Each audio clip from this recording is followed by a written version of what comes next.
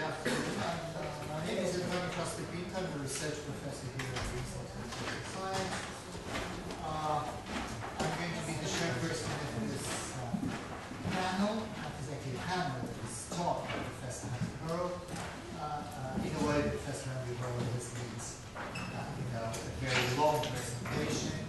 His research on international theoretical work, his empirical work on theories of international relations is very well known.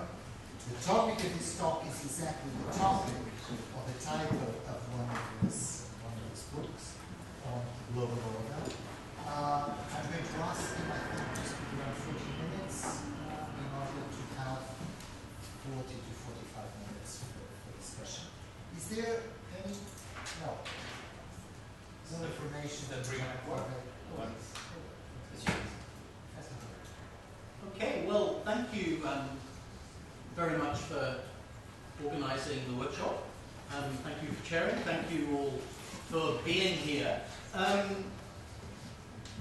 apologise for the hegemonic language of English, but I fear it's probably inevitable.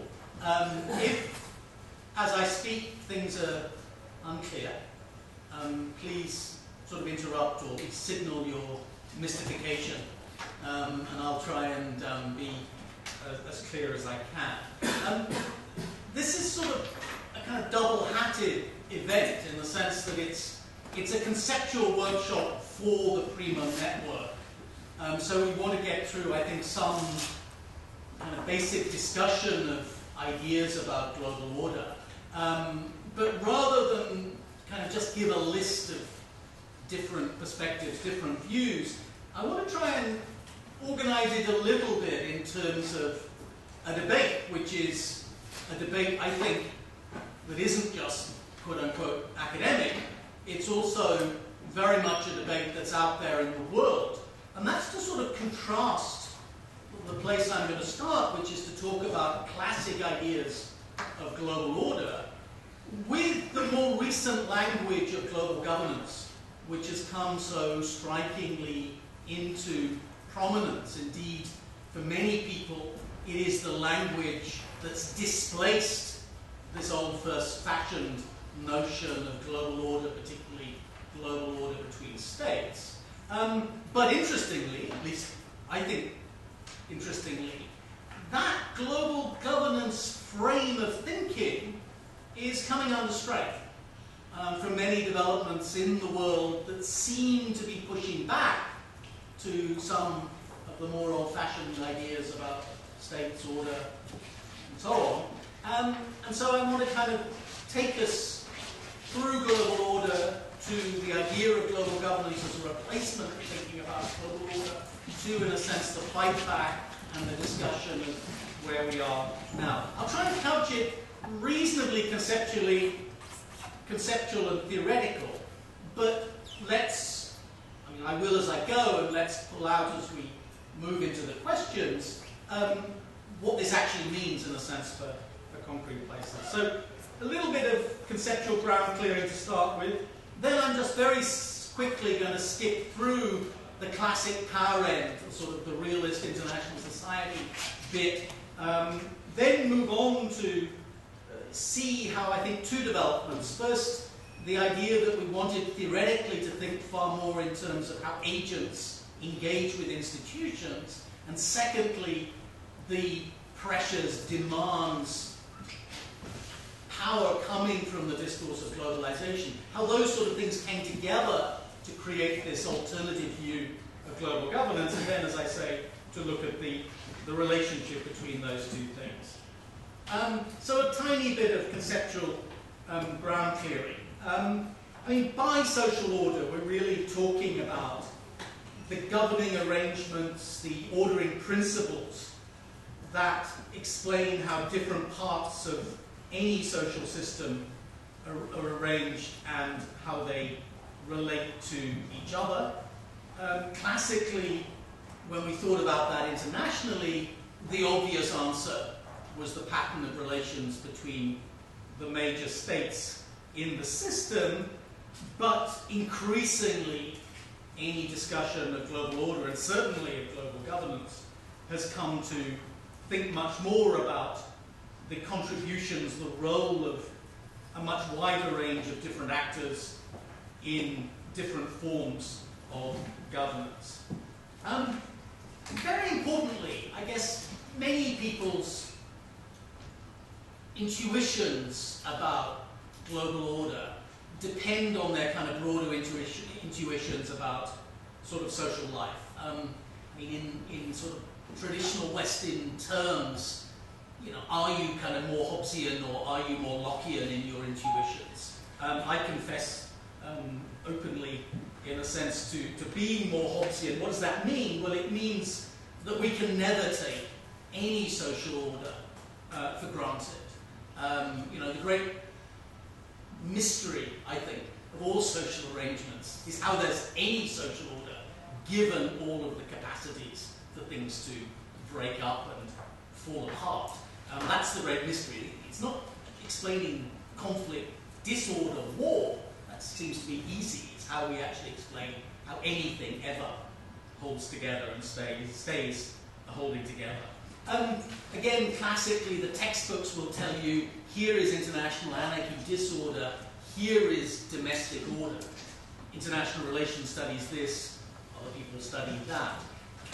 Not only are many of the mechanisms and many of the logics the same, but for many people, their ideas about international order were critically fashioned by their ideas of domestic order.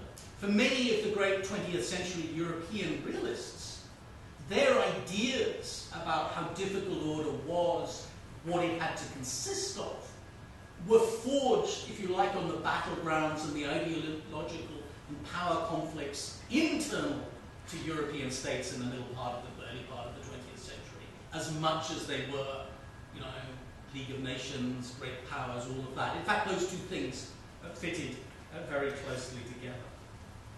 Classic distinction, which will come out, I think, in some of the things I'm going to say, and a great source of ambivalence and ambiguity, is that order almost always has its two sides. On the one hand, it's about regularity, it's about pattern. Can we see an order in what we see out there in international relations? The opposite of order in that sense is chaos, it's instability, it's lack of predictability. That's one side of order. The other side of order is the notion of some purposive pattern. Amitabh this morning talking about regionalism as a purposive social order. You've got to identify not just a pattern, but a pattern that has meaning for social actors, that embodies their ideas about what order is and what order ought to be.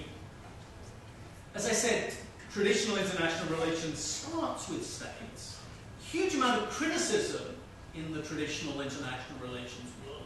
Why do you just look at big powers? Surely this isn't the only thing out there. Two kinds of answers to that. One is as much normative as it is practical. And it's to say, well, if the big powers screw things up, we're all screwed up. That there's a normative and a practical priority to understanding the global order that exists or might exist between the major powers in the system. And obviously through the middle years of the 20th century, and particularly with the arrival of the nuclear era, it seemed very obvious, normatively and politically, that this was the biggest game in town. Now, of course, lots and lots of criticisms for that perspective of global order, not least because, of course, it questions the whole notion of global. Well, that's what global order looks like if you're sitting in Washington, or maybe in Moscow. It's not what global order looks like if you're sitting in many places in the world. As I say, the response is we still, even if we accept that criticism, need to think about what the big pattern looks like, because it is a big pattern that has the potential to threaten all of us. And then secondly, and this, not everyone was here this morning listening to Amitabh, the second kind of line of defense is not saying it's important because big power order matters. It's also saying it's important because the relationships between those big powers has increasingly, and certainly since, I don't know, the middle, late years of the 19th century, itself assumed a global character, with a kind of global logic. It's waxed and waned, high point of imperialist rivalry, Cold War rivalry, but there is a global centric logic to power politics that we can't and shouldn't neglect. So that centricness is not just about a particular actor. Is the world centered on the United States or the US-China rivalry? It's centered in the sense that there is a logic of power competition which threatens disorder, which involves many different places in the world. So that's the preamble. Following on from that, I think very kind of hopefully reasonably logically, we have the first and absolutely obvious standard textbook notion of order, which really is a view of order in which order isn't really a very useful, in fact it isn't a useful concept at all. So for the kind of power politics person, certainly the neo-realist, but many people in the realist tradition, every state just looks after itself. It acts according to its own interests in this world characterized by diverse values, by unequal power, and order is simply the pattern that results. And there's nothing very interesting studying, making a fetish of order in that sense, because you understand what's going on by understanding the actions, the interests, the strategic interaction of the actors themselves. Again, very obvious, it's there in all the textbooks, but if you go down that road, it's very important to realize that you actually don't need to spend a great deal of time talking about order and studying institutions. Actually, if you go down that road, you will be spending most of your time talking about why the US is doing this, why China is doing that. The order that comes out, if there is a new bipolar order, G2 order between the US and China, will be the product of something else. Now, of course, that type of view doesn't mean to say that there aren't a lot of institutions out there. And again, I think this morning that that sort of view is perfectly compatible with the view that there are lots of institutions. You might have all sorts of reasons as a major power to foster and support particular kinds of institutions, even quite elaborate institutions, to share the costs of fighting your big power balance of power games. Maybe we begin to sort of move into a slightly different world, to buy support from allies to legitimate your power as a major state. All sorts of reasons why institutions might be there, but the crucial point, obviously, that if you go down that road, what you see is always explicable from what lies behind it, rather than what you actually see there. There isn't really a there if you go down that road. Obviously, in the classical world, this is mostly about balanced power, that's the dominant pattern, but of course, it's also about unequal power. Traditional Western international relations, because it was so fixated on intra-European type views, it neglected the extent to which the classical system was both a system of power versus power, like horizontally, and a source of power vertically, unequal power. After all, it was the classical European system was a balance of power system and an imperial system. And that strand of thought has given rise, obviously, to a vast amount of theorizing about the role of unequal power and order. Hegemony, hierarchy, hegemonic stability, all of that notion that says, yes, well, people talk about anarchy, but actually the only order we have in international life is when there's not anarchy, when there's actually hierarchy. You only get institutions when you have unequal power in the world, rather than equal. So moving on from that, the other sort of challenger to a view of international life that focuses on power and big powers and all of that, but says that sort of view, just interests equaling pattern, doesn't work. It doesn't work in almost every sense. It doesn't work historically, it doesn't work in terms of explanation, and it certainly doesn't work normatively. Why? Well, because almost always the players engaged in that sort of game will have ideas about what order ought to be. Different conceptions of order will play a role. The need to legitimate your power in a power political world will always lead you beyond the material into something else. And crucially, if order is to be apparent, it can never be solely the result of people doing their own things with no notion of anything, however thin, shared between them.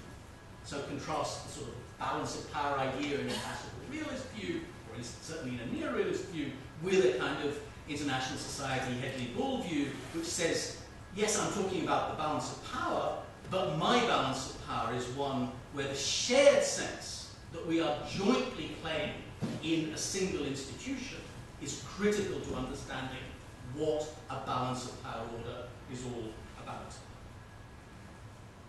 So, very crudely, very, as I say, all the textbooks will take you through that kind of ground. That's the kind of world, or one way of thinking about order, that really captured a great deal of Western international relations in the post-Second World War period, and certainly through, I think, until the 1990s, 1980s, 1990s. Then we get, as I mentioned at the beginning, a sort of dissatisfaction.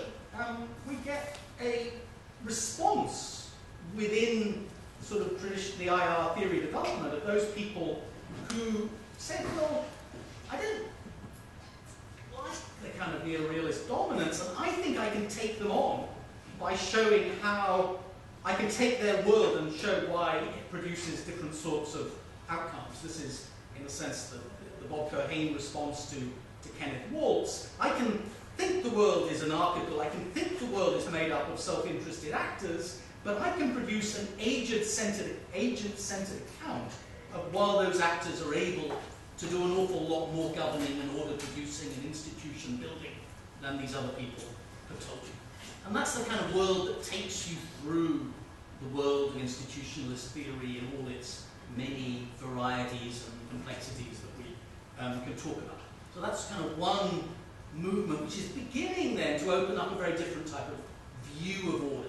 Instead of seeing order in this kind of systemic, structural way, even if you focus on sort of shared things, people are saying, for all sorts of reasons, including kind of methodological and social scientific, well, no, we need to understand what agents are doing, how they're responding to different kinds of incentives, and how those incentives can create situations in which order-producing institutions can emerge. And that, of course, meshes, at least comes to mesh, with the arrival of this sort of obsession with globalization and the idea that globalization is producing all sorts of challenges that seem to, quote-unquote, demand cooperation. And those two things together produce, and this sort of, if the first view of order is power, politics, and states, either on a kind of realist way or international society, the second view of order is saying, no, it's really about institutions, it's really about an institutional response to some of the challenges of globalization, and it's a way of thinking about order where we think from the agents up in terms of their incentives, in terms of the factors that make it rational for states to produce institutions and to try to build order. And I think it's out of that that we gradually move away from a discussion, a kind of classic discussion of global order, towards thinking more and more about global government. Why is that the case? Well, because people looking at institutions are discovering that there are hundreds, thousands of patterned institutions, order-producing practices out there, both around formal governance institutions, international organizations, but also much beyond them, looking at the role that all sorts of other actors are playing in creating institutionalized cooperation. So we have this move to thinking about international organizations, regimes, global governance institutions, global governance as a way of framing. And you find, really quite strikingly, some quite striking claims, not just that this way of thinking helps us understand particular institutions, but increasingly it's a way of thinking about the system as a whole. Global Governance, in a journal, in an editorial in 2005-06, said global governance has replaced anarchy as the frame for thinking about international relations. Now, that's true. That really is a very big claim. How do you justify that claim? Well, on the back of the fact that there seems to be so many different subsystems of cooperation, from everything from how fair trading labels work to how sport is regularized to how accounting standards are managed. There seem to be so many functionally differentiated subsystems across the global system in which we can identify patterned cooperation that this is collectively changing something. We are seeing, even if we stay within the state world, we're seeing systems of law and institutions emerge in which the old Westphalian idea of states deciding for themselves what they do, agreeing on the back of open consent to all the law that they sign into, just simply doesn't seem to work. We're seeing a lot of delegation to international courts.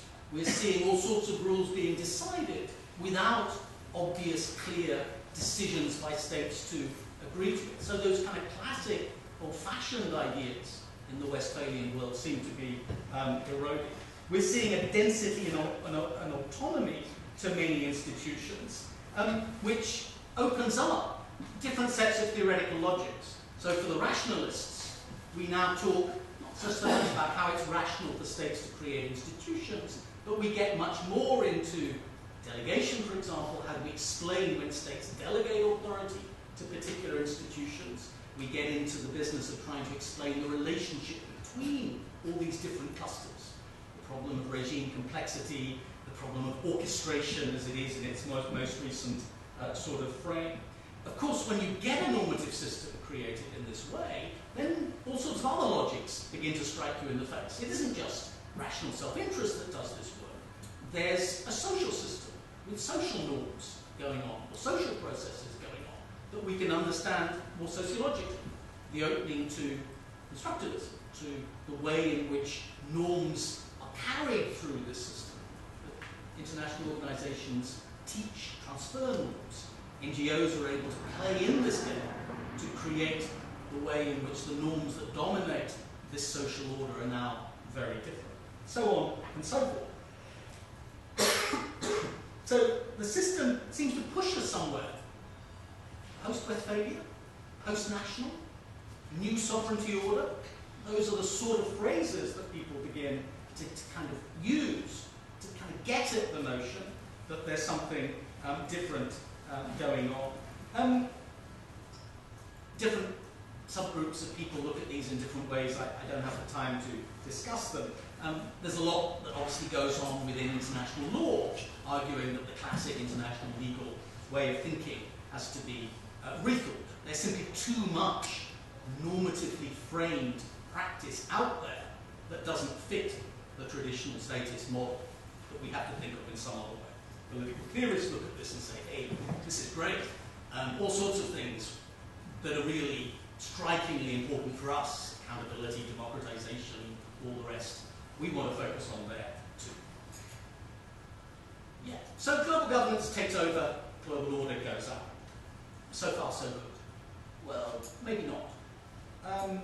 That, I think, captured the view of many people through the post-Cold War period and certainly into the 1990s, and still captures the view of many people who work within the global governance frame. You go to meeting after meeting, you look at the journals in that area, and that's still the view of the world.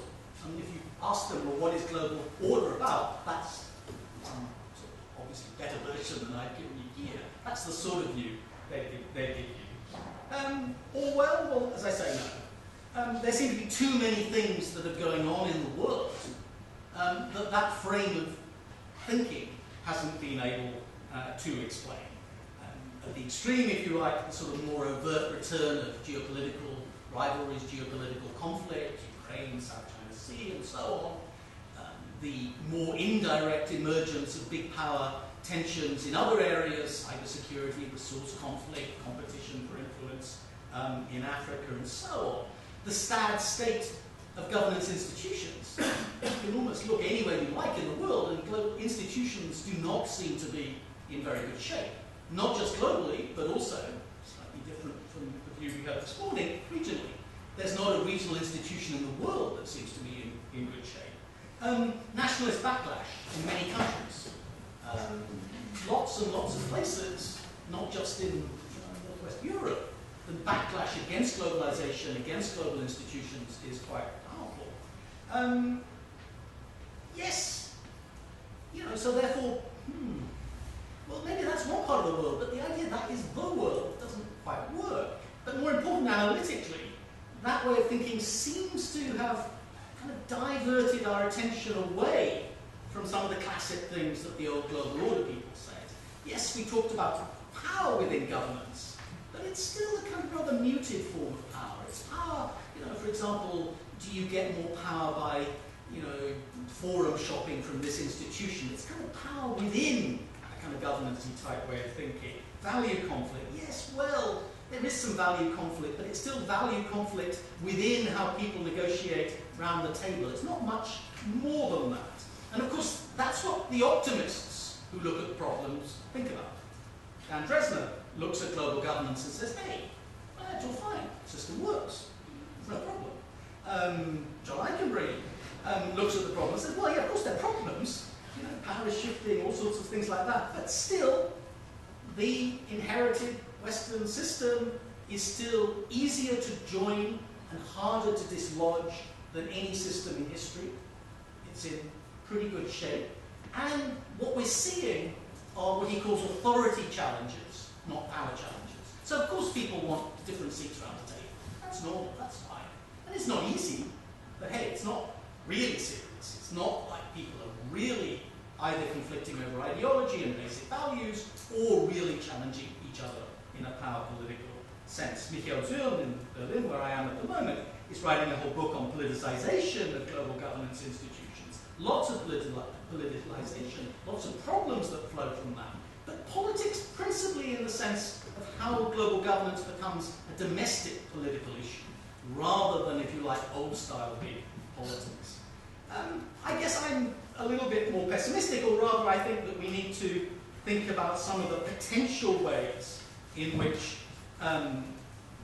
events, processes going out there might be creating more problems. Either thinking about the geopolitical, the big power relations themselves as problems, and here it seems to me that the problem is much more, in that sense, in terms of how the United States adapts to a different kind of world rather than it is on the way in which so-called rising powers might demand or press for a different place.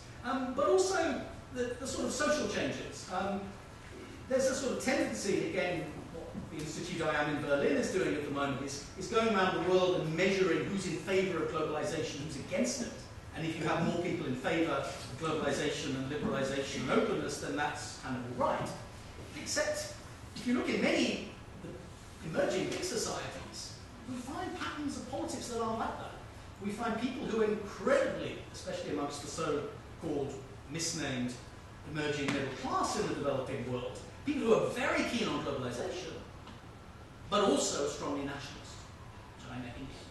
That's a combination which doesn't fit easily with either for or against. So we're in a kind of world in which, instead of just having the global governance frame saying, oh, well, we can do everything, there's an awareness of other problems, and there's a real possibility, I think, that we're seeing the debates about global order framed in terms of here's global governance, here's a return of geopolitics. It's one or the other.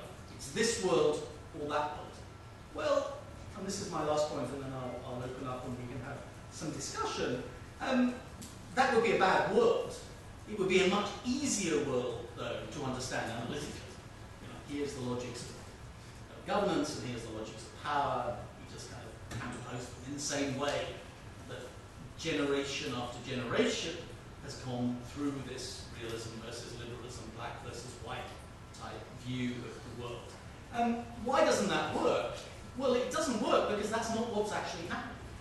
In example after example, I think, what we see is both of these logics working together and often in the same place. And so the intellectual challenge is how do we make sense of that?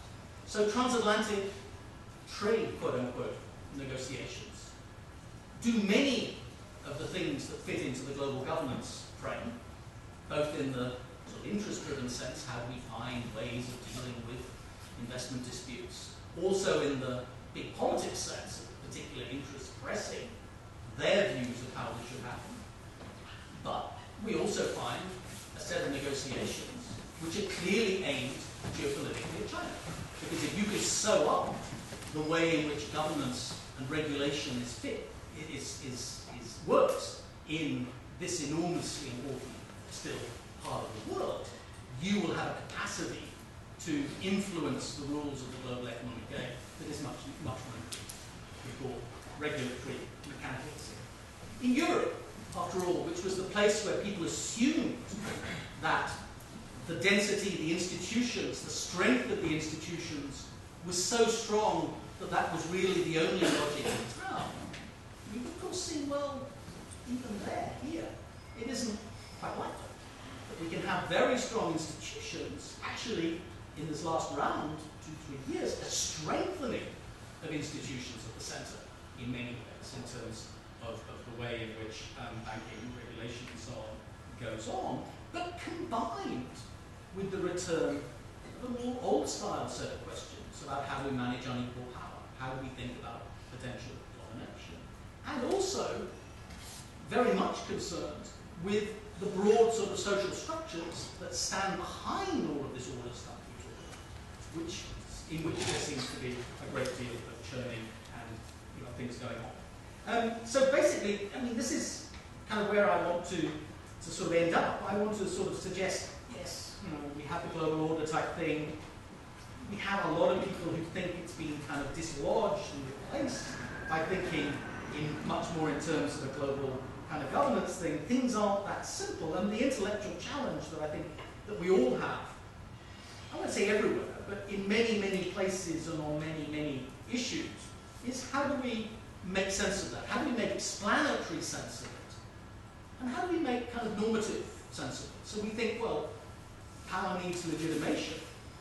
Well, what sort of legitimation does different sorts of governance have? Well, in the governance-y world, almost the whole debate, and certainly the Western debate, is very much concerned, can we identify core universal values, democracy, rule of law, human rights, which will serve in some way as the legitimating principles for this increasingly dense world of global governance? Well, the sort of international society, that kind of view says, well, yeah, but more important than that, the primary institutions of international life will be given by the way that big states manage to negotiate some forms of accommodation amongst themselves.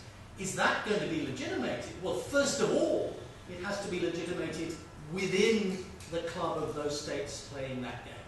So we have this distinction, comes out of sort of international society writing, between primary institutions and secondary institutions, and the argument that those primary institutions have to be there if we're going to have all those secondary institutions. We lived through a period in the post-Cold War world where the power question seemed to be just simply taken care of because it was dealt with by US power and US unequal power. If we're moving out of that, this question, this old question, if you like, of how global order relates to newer ideas of global governance, comes back and really forces itself as the dominant question that we all now have to think about.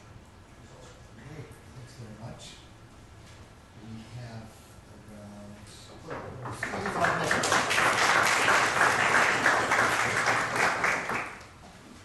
We have around 45 minutes of discussion. So,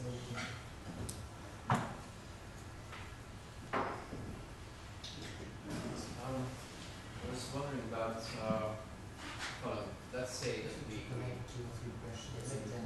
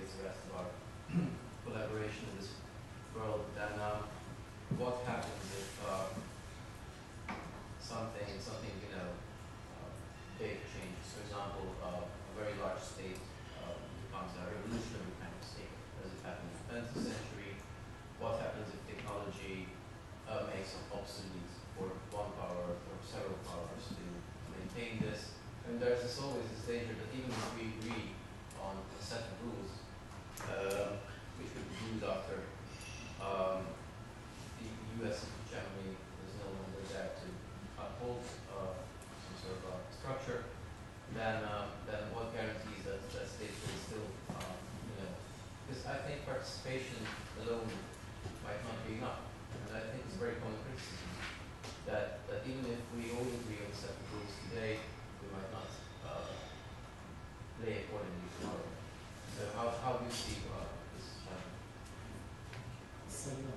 Thank you for your presentation. I would like you to further elaborate on the point that globalization and nationalism coexist in many emerging countries and middle classes. In particular, do you think that one factor that might explain this is that those groups see themselves as the main beneficiaries of the economically speaking of the globalization, so they prioritize like the economic side of globalization, or what do you think can explain this polarity? Thank you. Good question.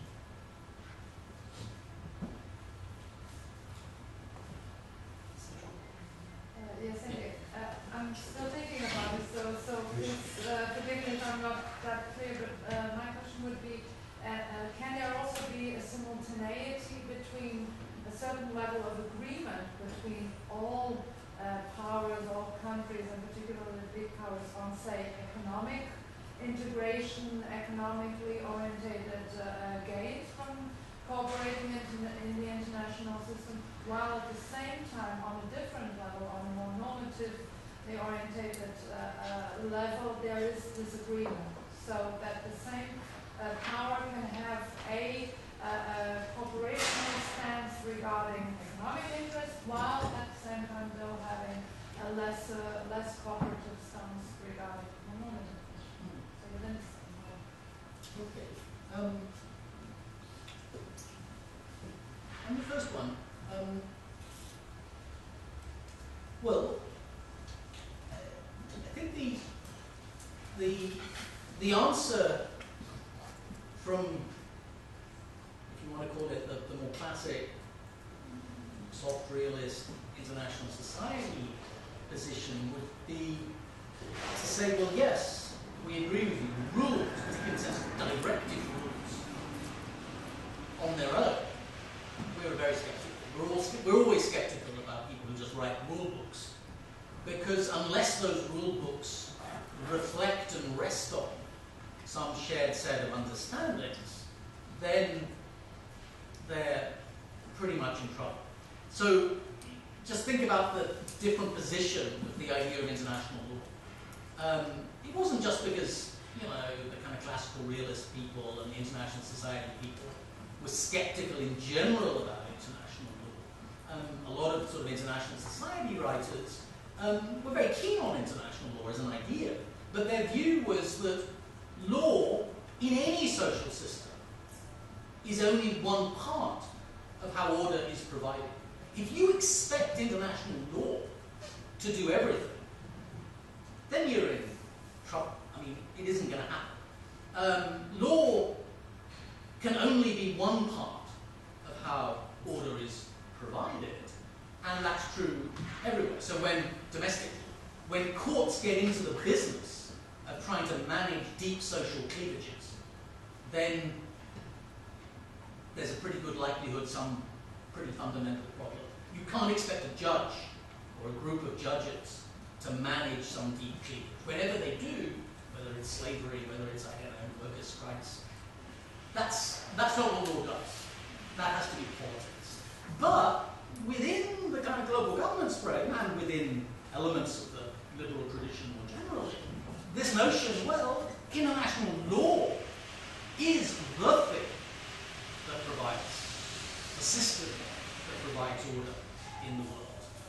The same skepticism. It isn't, and it can't be.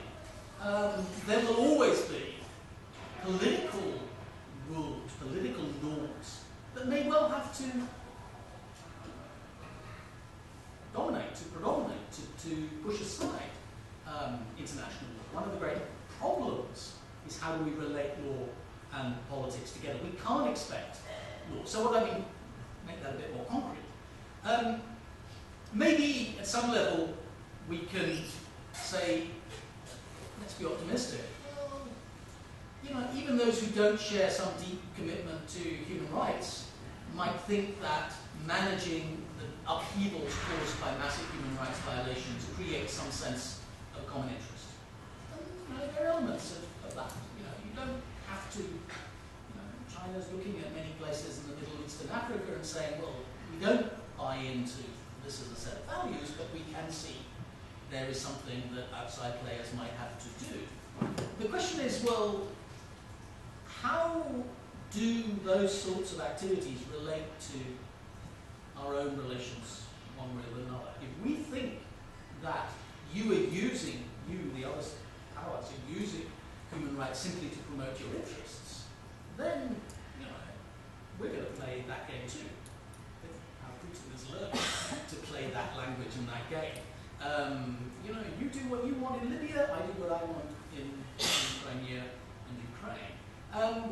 If there is an answer, what is the answer? Well, the classic answer, coming back from the 19th century, was to say, well, let's agree some ground rules. On these and these issues where things really matter to you, we will keep out. Or where there might be a danger that if we both intervene, or whatever, and clash too much, it'll cause bigger geopolitical trouble. We need some ground rules to provide a cushion to stop that sort of issue. So it doesn't mean to say the issue will completely disappear, but it means it has to be made subject to other sets of accommodation between major powers. That's what in the sense that kind of more classic world would say. Technology is always going to be one of the things that changes things. But technology is very rarely the thing in itself that creates the game changer. So think of Cold War nuclear technology through the Cold War years. What caused breakdowns in the strategic relationship was obviously connected to technological developments, first strike capabilities, miniaturizing missiles and so forth. But they were managed or not managed by creating shared sets of understandings about what different kinds of weapons are for, and those understandings holding breaking. Again, a more concrete example, current example, in the nuclear proliferation world, we have this density of issues, but we have a regime which is in trouble. Why is it in trouble? Well, because that kind of clear set of shared understandings, what are we actually trying to do? Who are we really trying to protect proliferation from happening, from where it might be happening? We don't really have any shared sets of understandings. There are a large number of people, particularly in the United States and other Western countries, who say, well, for example, democracy should be a feature in how we judge would-be proliferators. If you're a democratic country, well, we'd like no proliferation. But if we're going to have some proliferation, India, whatever, then if you're a democracy, not too bad. We might let that go. But there's no consensus on that idea. No shared notion that democracy might be a value that counts in that. The balance between haves and have-nots, which was there in the NPT, has clearly eroded, not least because of developments, nuclear developments, India, whatever. And so the notion is, it's not rules we want. We've got hundreds of rules, thousands of rules. It's shared political understandings about what those rules mean. In the North, no easy way of giving a quick answer to that. Probably lots and lots of things that you could say in relation to all sorts of different countries. I mean, clearly, there are all sorts of top-down, bottom-up explanations of why we're seeing nationalism happening both in circumstances where economic things are going well as places where they're not going well. I mean, I think if you take globalization and you think of winners and losers in a kind of very crude sense, the temptation in much of the debate, for good reasons, has been the very top and the very bottom. Because after all, we kind of care about inequality, we kind of care about that. But actually, of course, it's the distribution more in the middle where there's been a lot of the problem. So in the established countries, it's very easy to see who the big losers are. The big losers of the lower middle class. And of course, it's very easy to see that that group of people has been very easily attracted to different kinds of, let's call it just nationalism, but different forms of sentiment that seeks to look at the world in a more nationalistic way. Look in the emerging world, again, people have all sorts of different ideas, and people have much more expertise. I mean, the line which I sort of intuitively seems to me to make a great deal of sense is that prosperity in the global south has undoubtedly produced more wealth and welfare. It's taken people out of poverty. It's made them, though, increasingly vulnerable to volatile market conditions from a position in which they do not have the economic resources to manage that vulnerability easily. And it's made them more dependent on a state and more capable of raising demands against a state or against states that are palpably unable, limited, shall we say, in their capacity to provide the things that are being demanded of them. And that combination of continued economic vulnerability and states unable to meet the increasing demands that are made against them seems to me a pretty obvious space in which all sorts of different ideas, ideologies, and so on. Patricia, yes. The simultaneity, I mean, well, yes, obviously, the simultaneity is what, I mean, the sort of separateness is what kind of many people would like to see. And many people, I think, with good reason, can say, I can see, you know. There's lots of dense global governance going on, which shows no sign of being threatened by the fact that, you know, powers are changing, the US has to manage China, and so on. But the question is, are there sort of areas or issues where those things begin to, in fact, quite, you know, your point, maybe even stronger than that, yes, you know, we see pivots to Asia and South China Sea, but we see US-China making exactly the kind of outside institutional agreement on, say, climate change, which the institutions and the governance world couldn't have. So that's the productive example. You know, formalized, institutionalized negotiations on global governance, you know, really not gone very far. What it needed, in kind of classic old-style terms, were the biggest, in this case, the biggest of the biggest, to reach some form of accommodation, basically, on what their bargain was going to be, and then maybe, what we see, the extent to which that unlocks, opens up, changes in the more institutional type environment. But it's the other way around. So, for example, public-private, you know, a feature of global governance has been this whole merging,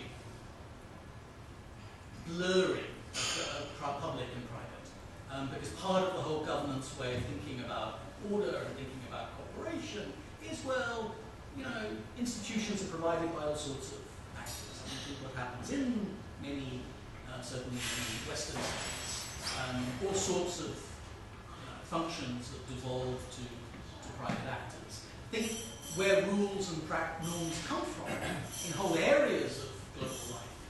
They come from private actors. Accounting firms negotiate on accounting standards. Sport regulates itself in ways which are sealed off from national law and legislation. And we should welcome that. That's a good thing. That's a way of getting more, in a sense, order in the system. But you can easily begin to have and to see the way in which public-private, when looked at through a more traditional lens, doesn't quite look like that. So, public-private and the competition for land in Africa, you know, if you start buying big chunks of countries, you know, does it matter that one group of people are doing it in a kind of through state-owned enterprises, other people are doing it through a so-called normal transnational company? Think of the world of cyberspace and the world of, you know, all of the stuff we've been seeing post-Snowden.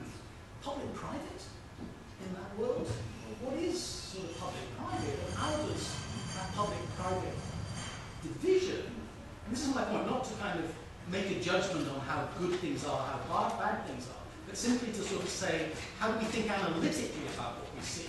The governance frame says we look and think analytically about public-private in terms of the effectiveness and efficiency with which cooperation and regulation emerges. The other lens says, well, yeah, but how much of what we see may actually be a reflection of big states doing their big state things. So, the big high-tech companies and the United States renegotiating a relationship with one another, which is clearly not something just to do with efficient management of the global economies. There's a lot more going on and a lot more politics going on in that. So the question is again not, we can always debate, optimism, gloom, that kind of thing. That's not my point at all. My point is really just the question of what do we need to look at analytically to think about order and governance. That's what I was trying to get across.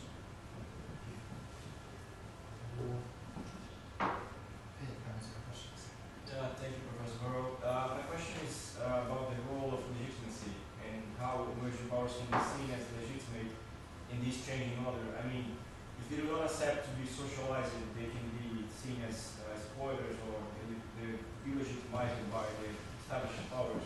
But on the other hand, as they gain power, they try to bring onto the table their demands, their interests.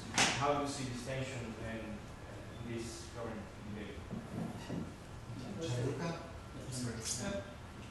Basically, jumping on the same kind of topic, you mentioned effectiveness, you mentioned efficacy, and I would like to hear more about legitimacy, but not in terms of new emerging power, but in terms of how do we involve or look at private actors, non-public actors in this global governance or global order construction. So can you think of any criterion or any way to look at a legitimate participation or legitimate claims or illegitimate ones if you want to?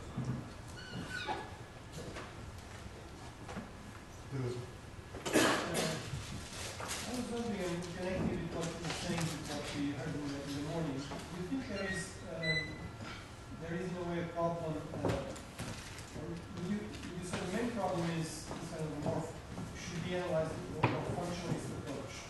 Basically the problem is what was just mentioned, efficacy, so it's problem solving, and maybe in some areas it's that, but also the problem is these emerging or re-emerging or powers really have a normative objection to the idea of a Western-centric order. So they need to show in some way that they are changing things, or that their ideas and their ideas of legitimacy are being taken into account. Would you say that's a real problem, at least in some areas, or do you see it primarily as a question of solving problems? Maybe in some areas. Well, they all kind of quite closely relate. And if I start with, in a sense, I start with the answer within the governance frame. And there it's very clear. I mean, that's with huge amounts of actually very interesting from lawyers, from political theorists, who look at global governance institutions, and they look at the emergence of sites of authority. They look at the emergence of, groups of experts, doing all sorts of governing in closed, secret, semi-secret places, and they say that there's a big problem here. There's a huge legitimacy problem here that we have to think about, and then we have a whole series of. Well, I think first of all we have a problem of working out what is it that we're actually trying to make legitimate. I did a piece 2 or 3 years ago with a political theorist where we talked about the subject of political legitimacy. Because actually it's not obvious. If you have this kind of blurred world where you have states, non-state actors, public, private, hybrids, what is it that you are trying to legitimize? And one answer, again, there's a lot going down this road, sort of says, well, it's power, even if private, which has the capacity to adversely affect the life chances, the autonomy, the whatever value you want of individuals or groups of individuals. It might be a state, it might be a private actor, you know, if an NGO is actually carrying out an aid program in Kenya, it might well be an NGO. So, you know, we come to think of NGOs as legitimating agents, but they, of course, can themselves be the subject of demands for legitimacy. So, first of all, we have to work out what is it that is the problematic source of power that stands in need of negotiation. And in this complex governance world, it might be all sorts of different things. Then we need to decide what might be the legitimating principles. And, you know, we have a whole series of answers from, you know, from the global democracy people. You know, we need to democratize in some very far-reaching sense all of the sides of global governance, the sort of David Hull type, right? We have a lot of people, particularly in the, I guess the next one over, if you like, is the people in the theory and the law world that says we need to find some shared set of core normative principles that can be the legitimating principles, and typically those are democracy in the Western world, democracy, rule of law, and human rights. And those are the principles that need to be applied in different ways. You know, sometimes it might be more rule of law rather than democracy. Often it'll be taking core human rights values to these sites. Another sort of variation, and a little further over this way, sort of says, well, that's not going to happen. I mean, it's too Western-centric and it's too far-reaching. It's not going to happen. So there's this sort of quite big movement that says, can we find principles, often from public law, that we can apply to these sites? And so, for example, you know, we think that there should be some notion of openness, some idea of reason giving, some notion of participation, or at least information to relevant stakeholders. That sort of thing, which, if they're present, will help, there'll be a standard and a way of thinking about what might legitimate them. But that's sort of kind of all within that sort of way of thinking. But as we move over to the other sort of two questions, when you look at it from somewhere else, that sort of way of thinking doesn't look quite the same, because there, the source of illegitimacy is the inherited nature of these Western-created institutions and the actual or perceived exclusion of us from those institutions. And that, of course, is where the notion of a demand for reform voting, reform of institutions, and so on and so forth, kind of comes from. This question of how do we characterize that? Do we characterize it as an authority battle within, in a sense, the acceptance of the governmency world, or do we characterize it as a sort of bigger, more political form of conflict? That's the analytic question. Again, we probably can't give a whole answer, but we can ask that question about particular sort of science. I suppose the other thing to say in answer to it is that the way that question was framed through much of the sort of post-Cold War period was the principles themselves are not really up for grabs. You people want to join, we want you to join. You join on our terms, and you act, in Bev's language, in terms of responsibility. You've got to be responsible players in this system. Well, that's changed in the sense that responsibility itself has come much more to be something that's contested. And if you have a world in which institutions are maybe in not good shape and in a state of flux, then the idea that you can simply be responsible actors within a given set of institutions, that doesn't really help us. So we're much more into talking about the negotiation of ideas of what those legitimating principles might be. Now, that doesn't mean to say that, you start from square one. As I say, you may well start from sort of square 10. You may well start from saying, we share a whole series of views on some general level.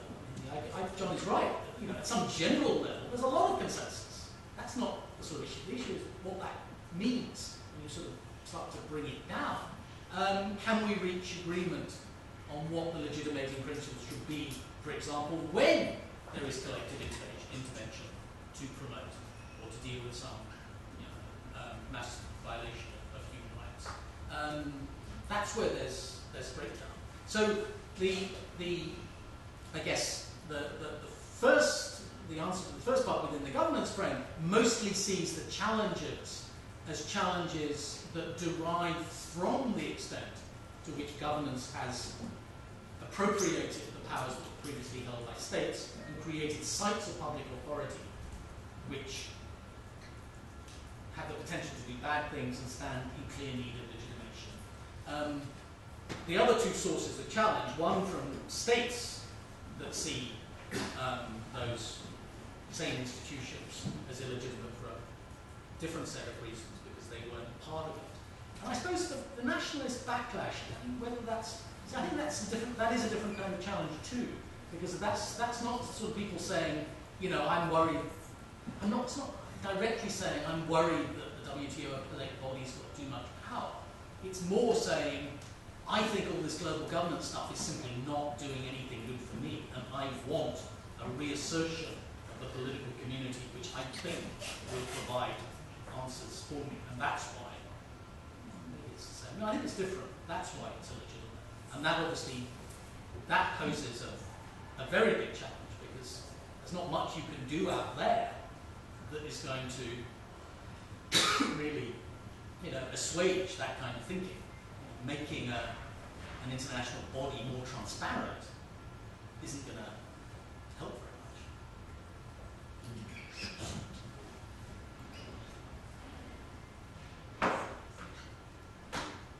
Some more questions or comments?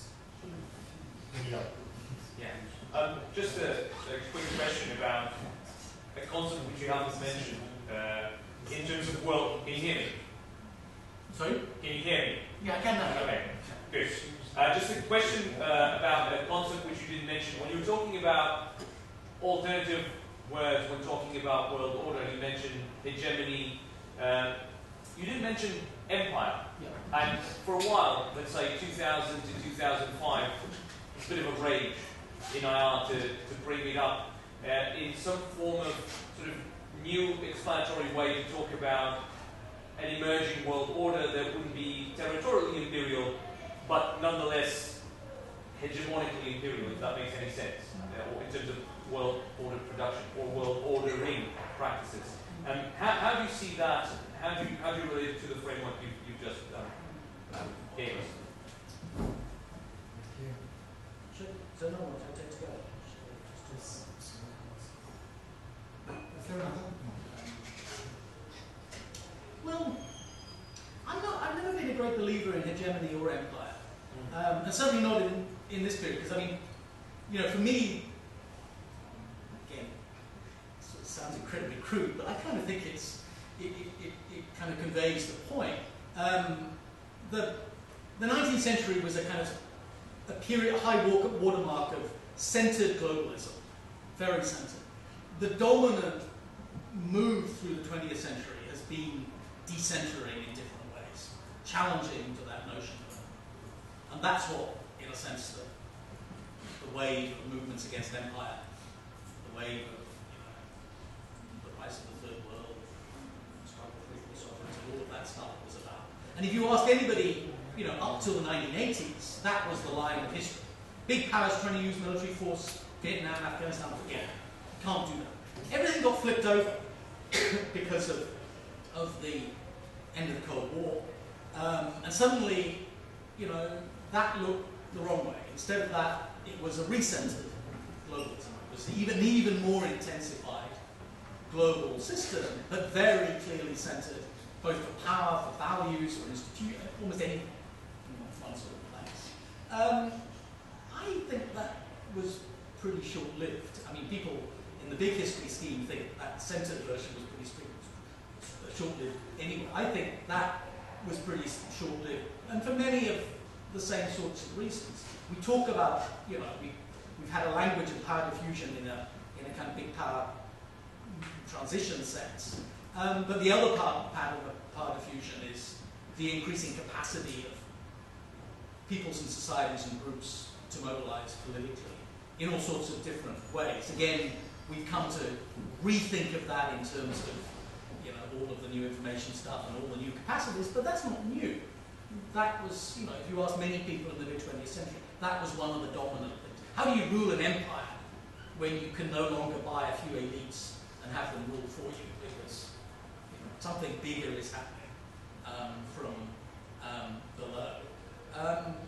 So for me, the sort of 1990s to the early 2000s was a blip in the long run, you know, in a sense, move about against, you know, the capacity of, you know, put it that, big states, and certainly single big states to rule the world. In fact, I have a sort of thesis that there's a closer relationship between those two things than just simply, you know, the long run logics won out. I mean, I sort of have a view that it was the very way, after all, we were in a hegemonic crisis in the 1970s. You know, the capitalist core was in deep trouble, you know, Western capitalism didn't have the answers to its problems, Europe was in crisis, the EU was in terrible crisis. You know, we could play lots of things back. The first round of globalism, environment, nuclear, all that stuff. What happened? Well, again, incredibly crudely, the way in which the Western core reacted to that crisis of hegemony, again, crudely, two things. One was to unleash a new phase of financial-led capitalist globalization. The other was deep and deeply aggressive military intervention in, as we then called it, the Third World, particularly the Islamic world. And arguably those two things, as we then play out the next 20, 30 years, play centrally into the erosion. So no, that strategy was fantastically successful. Saw off the Soviet Union, saw off the Third World, created a Western-centered world. But, I don't know, cunning of history or whatever, that both of those forces, both of those ways of acting, created the conditions for subsequent challenges. After all, it was that wave of liberalization that created the preconditions for the economic rise of many parts of the non-European world, particularly China, and also created the conditions for the instabilities of capitalism in the center. And deep intervention, in the military intervention in the Islamic world, starting with Afghanistan and moving out, seems pretty closely connected with many of the disruptions that we now see. So I actually think that the empire, you know, we all got fixated with the biggest empire since Rome, or the biggest empire since whenever, and, you know, counting all these things that the US was able to do, the technology thing, you know. We've reversed the war on military affairs, revolution of military affairs, surveillance, knowledge has reversed all of these apparent logics that said you can't achieve purposes through coercion. Well, I just don't, I don't believe it, crudely speaking.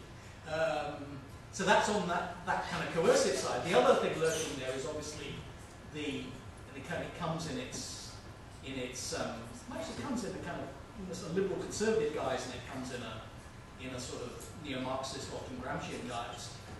That actually the form of empire that is relevant to running the world is this deterritorialized kind of networks of all sorts of kind, networks of elites, networks of production, networks of finance, that are able to co-opt elites, leading figures from all sorts of places in the world into a single system that preserves the dominance of what still is the imperial center. Well, you know, again, that doesn't seem to me right. I mean, I think the need to think about what is happening transnationally with capitalism. I've talked today, because I guess I will ask you on the state system side. I mean, if we think, you know, the governance world tried to say, well, let's bracket off all the big systemic stuff, and let's think about how actors in a particular context think about order and cooperation. Well, what's happened is you can't really do that because the systemic stuff bursts in. I mean, I was talking about the big state systemic stuff. The other big system that bursts back in a sense, is the capitalist system. pretty obviously. But when you look there, again, that way of thinking about empire, which of course is not new. I mean, it's a standard long way of thinking, particularly about the rise of American empire. Kojève in the 1940s, when he looked about the way the world was going, he sort of says, you know, empire is, like lots of people in the 1940s, empire is definitely there still. It's the question of how you do empire. The real extreme of the empire you don't do is the one that we've just lived through, i.e. Germany. That form of empire through exclusivity, nationalism, territory is absolutely out. It says the British had a pretty good idea of empire. This was commonwealths and dominions, you know, autonomy, and something looser. That was pretty good, but it was still too kind of national and too territorial. What you really want is a kind of deterritorialized empire, which he said, I can see the glimmerings of in the way the Anglo-Saxon world is working. And of course, in a sense, crudely speaking again, you can fast forward from that to Negri and Hart and say, that's the model we see. But it doesn't kind of work. And I think one of the many reasons it doesn't work is that, and again, I think maybe a little bit compared to António this morning talking about the regional, the global is fantastically powerful, in this case global capitalism. But what we know about global capitalism is that it takes very different forms in very different places. There isn't a single either variety or a model of global capitalism, and the way in which it interacts with structures and traditions in different places creates very different social formations, including different national capital formations. And one dimension of that is a demand and a capacity to try to shape national capitalism in interests that reflect the interests of state and nation. And again, you don't have to believe there's some bursting universal move back to kind of neo-statist developmentalism to say, well, there are at least elements of that going on in a way that, again, disrupts the diffuse empire by capitalist network type model. So neither the coercive side of empire nor that other side of empire do I see that as a particularly promising way to look at what will go on. I still think, as I kind of alluded to briefly, that the problem of giving up empire is probably the most serious political problem. It is enormously difficult, maybe for anybody, but for a country like the United States with sort of exceptionalist traditions that it's had about itself in the world, and the sort of dysfunctional political system that the United States has, the transition from an expectation, obviously denying the notion of empire, but claiming all of the prerogatives of empire, is an enormously difficult and almost inevitably extremely bumpy one. Thank you very much. Maybe, okay, thanks very much for this excellent conclusion.